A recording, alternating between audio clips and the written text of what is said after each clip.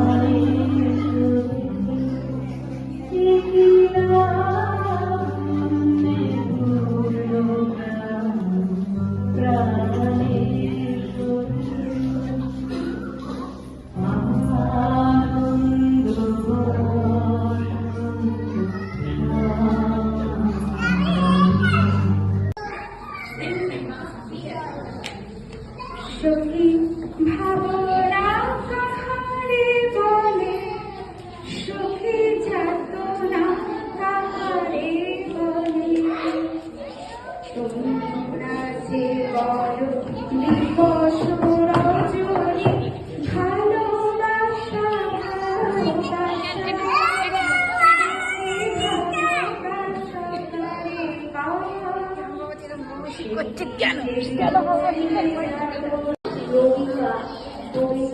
রবীন্দ্রনাথ ঠাকুর। সোমমঙ্গল বুধেরা সব আসে তাড়াতাড়ি, এদের ঘরে আসি বুঝি মস্ত হাওয়া গাড়ি। রবিবার সে কেন মাগো এমন দেরি করে, ধীরে ধীরে পৌঁছয় সে সকল বাড়ির পরে।